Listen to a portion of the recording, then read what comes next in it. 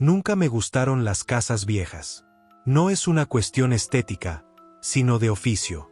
Detrás de esas paredes de yeso agrietado y bajo esos pisos de madera que crujen, se esconde un tendido eléctrico desordenado, una maraña de nervios envejecidos y potencialmente peligrosos.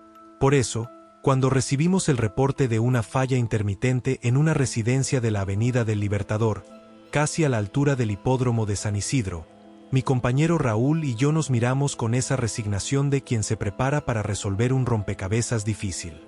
La casa, efectivamente, era una de esas construcciones señoriales que el tiempo había dejado atrás, con su fachada de piedra desgastada por la lluvia y las ventanas elegantemente altas. El jardín, un tanto salvaje, estaba dominado por la sombra de un roble anciano cuyas ramas se acercaban peligrosamente a la línea de servicio que llegaba hasta el techo. Toqué el timbre, un botón de porcelana blanca ya amarillenta, y esperamos. Los segundos pasaron. Estaba a punto de volver a tocar cuando la puerta de roble se abrió, no del todo, solo lo justo para dejar ver a una mujer. Debía rondar los 60 años. Llevaba el cabello gris recogido en un moño tirante, y sus ojos, de un azul pálido, me observaron con una mezcla de expectación y algo que interpreté como timidez. Vestía un jersey color crema y una falda hasta la rodilla. «Buenos días. Somos de la compañía eléctrica. Reportaron una falla en el suministro», dije, mostrando la credencial colgada al cuello. Entonces la señora nos hizo pasar amablemente.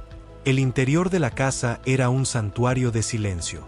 El aire olía a polvo de libros y a una leve humedad que se filtraba desde los cimientos. La luz del día penetraba a través de las pesadas cortinas de terciopelo. El recibidor era amplio, con un suelo de mosaicos que formaban figuras geométricas, y una escalera de madera oscura que se perdía en la penumbra del piso superior. «Es un problema extraño», comenzó a explicar la señora. «No es que se vaya la luz por completo. Es la intensidad. Las lámparas parpadean, a veces se vuelven tan tenues que apenas alumbran, y luego, de pronto, recuperan toda su fuerza». Raúl, siempre práctico, asintió y preguntó por el cuadro general de luces, para poder empezar. Ella señaló un pasillo lateral. «Al fondo, a la derecha. Es la puerta que da al sótano», dijo. Mientras Raúl se dirigía allí con su caja de herramientas, yo saqué mi multímetro y me acerqué a una lámpara de pie que había junto a un sillón desgastado. Le pregunté a la señora si podría encenderla. Ella accionó el interruptor, y la bombilla de la lámpara se encendió con una luz cálida, pero inestable. Hacía un parpadeo y la aguja de mi instrumento bailaba de un lado a otro, confirmando una variación de voltaje que no debería existir. En ese momento, Raúl regresó del pasillo con el ceño fruncido. Le explicó a la señora que el cuadro estaba en orden, los breakers no habían saltado, y que el problema no estaba en la distribución interna, que tendría que ser algo con el transformador de la calle. Entonces le dije a la señora que para verificar, necesitábamos revisar el cableado que venía del poste hasta su tejado, y tendríamos que subir. Noté cierta incomodidad en sus ojos, fue breve pero intenso. «¿Al tejado? La escalera de acceso está en el desván, la última puerta del pasillo de arriba», dijo. Asentí, y con un gesto le indiqué a Raúl que vayamos. Subimos las escaleras, y sentí como el aire se volvió más frío. El pasillo superior era largo y oscuro, con varias puertas cerradas a cada lado. Justo cuando pasábamos frente a la segunda puerta de la derecha, las 3 bombillas empotradas en el techo del pasillo se atenuaron hasta casi apagarse, sumiéndonos en una penumbra que duró algunos segundos. Seguimos avanzando hacia el final del pasillo. Y ahí estaba en el techo, la puertilla del desván. Una cadena de hierro oxidado pendía de ella. Mientras yo forcejeaba tirando con fuerza, ya que parecía no haberse movido en décadas, fue cuando lo oímos por primera vez.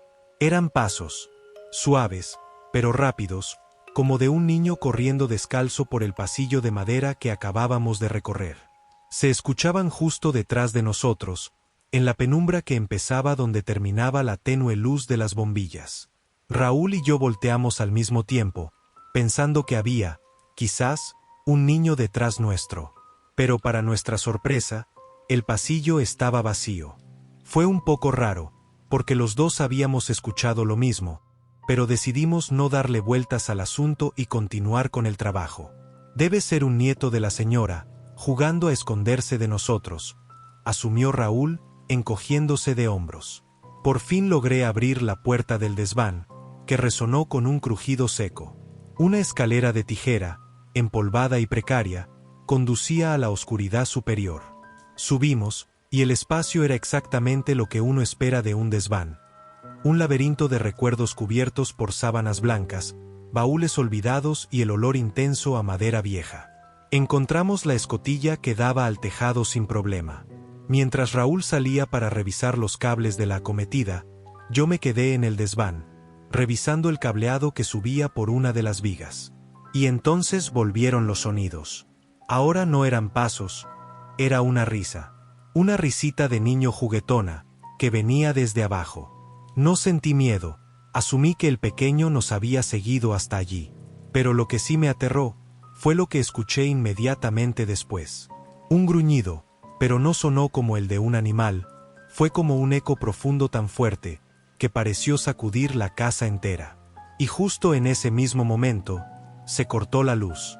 Me quedé paralizado, apuntando la linterna fijamente hacia la trampilla del desván, con el corazón acelerado. Arriba, el ruido de Raúl trabajando cesó. Sabía que él también lo había oído. ¿Lo escuchaste?, pregunté, sin poder disimular el temblor en mi voz. Desde arriba, su respuesta llegó cargada de una tensión que no le conocía. Sí, pero ya casi terminamos. Apurémonos y larguémonos de acá, dijo él.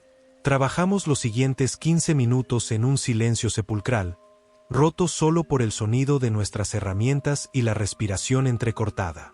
Cada crujido de la casa nos hacía saltar. La anomalía eléctrica, por supuesto, estaba en el tejado. Un cable se había pelado por el roce con una rama, creando una fuga intermitente. Fue un trabajo rápido de solucionar. Cuando terminamos, recogimos las herramientas y bajamos por la escalera del desván lo más rápido que pudimos, aliviados de saber que ya podíamos irnos por fin.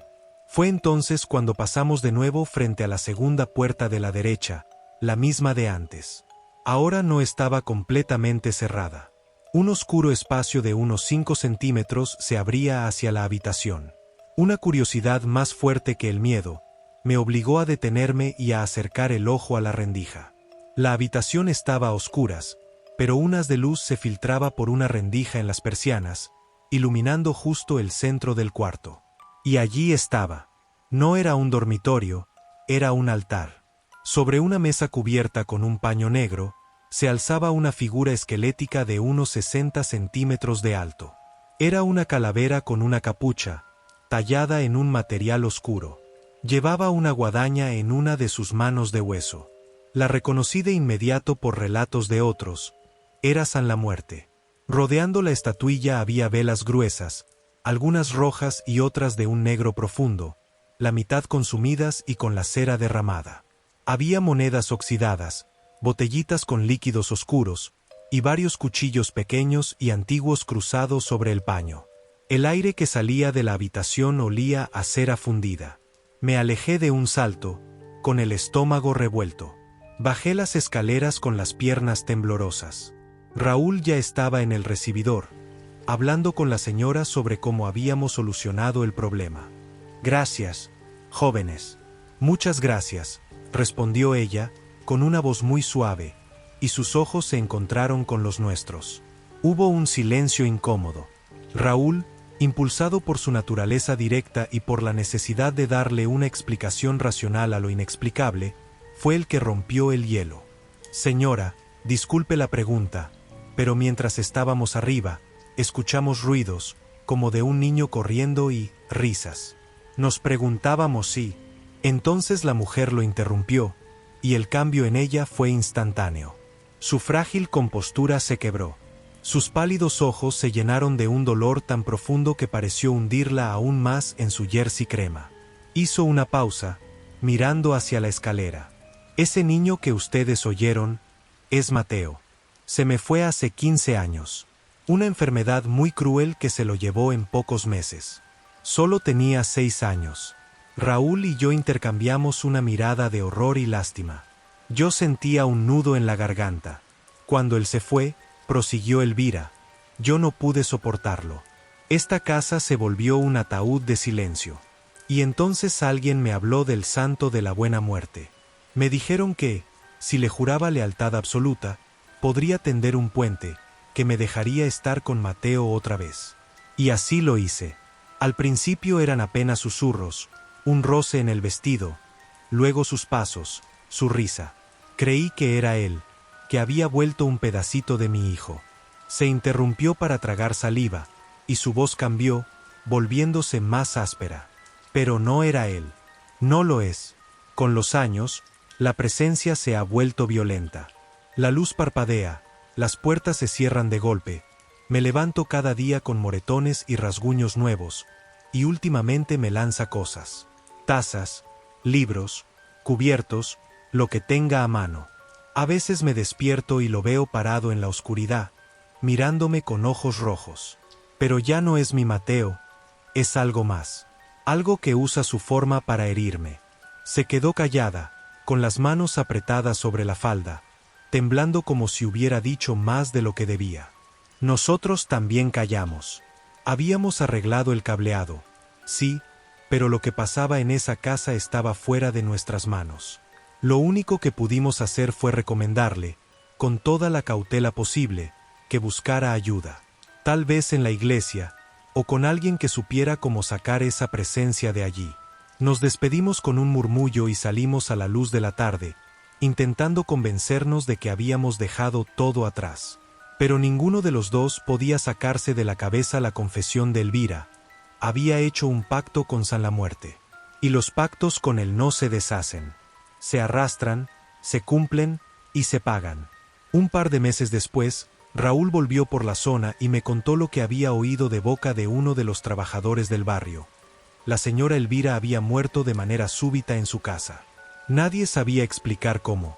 Los médicos hablaron de un paro cardíaco, pero la sensación en la calle era distinta. Los que pasaban por la avenida del Libertador comentaban que la mansión ahora abandonada se sentía opresiva, que las luces parpadeaban y que, a veces veían por las ventanas, como algunos objetos eran lanzados contra las paredes. Comprendí entonces, con un escalofrío que todavía me recorre a día de hoy, que San la Muerte había cobrado su deuda. Así que recuerden, calabacitas, San la Muerte no regala nada. Les hará creer que es un milagro, pero al final siempre pedirá su parte. Y cuando venga a cobrar, ¿qué creen que les va a pedir? Si llegaste hasta acá es porque el video te gustó, así que regálame un pulgar arriba y una suscripción. Así juntos podemos crear una comunidad muy activa. Sin más que decir, me retiro.